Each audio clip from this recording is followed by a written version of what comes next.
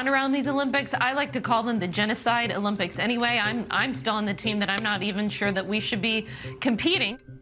This is pro-insurrectionist, in the meantime, Fox News host, Morgan Ortagus. Because there is an ongoing genocide in Xinjiang. So if we are going to go to a country, if we are going to compete and have American athletes there in a country that's committing a genocide. Ortagus, who does not know China from Japan, went on the #1 cable news network and spewed this nonsense. Even more important, Harris, to have the freedom of the American flag fully represented. Is she wowing at her guest's stupidity or wowing at her sizzling hot take? What's most troubling is not just the inaccuracy. I mean, those run rampant at Rupert Murdoch's alt-right propaganda outlet. It's the fact that Morgan Ortagus served in the Trump State Department. She gave briefings.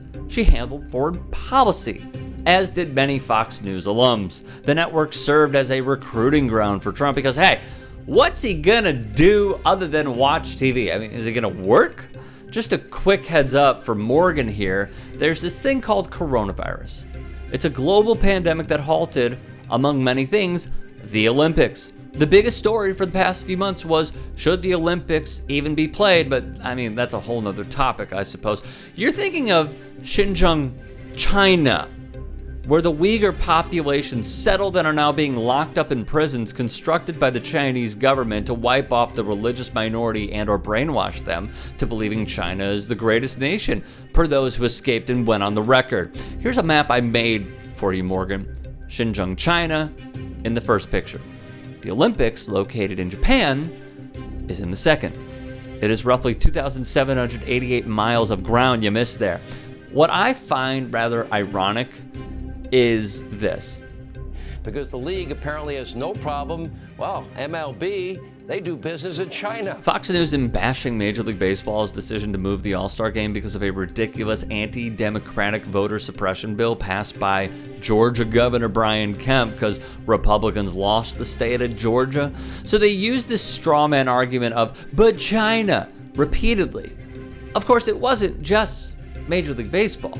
Nazi sympathizer Laura Ingraham took aim at Greg Popovich and Steve Kerr for being outspoken against her fascist-in-chief, Donald Trump.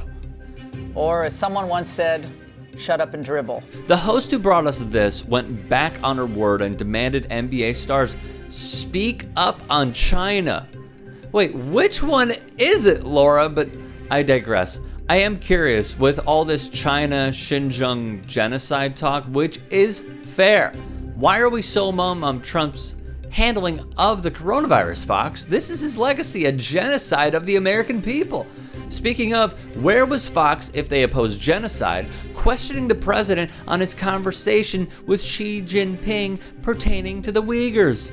If these idiots can clamor anything under the sun that fits their narrative to pander to the bigots that take in their programming, you think this can't get brought up?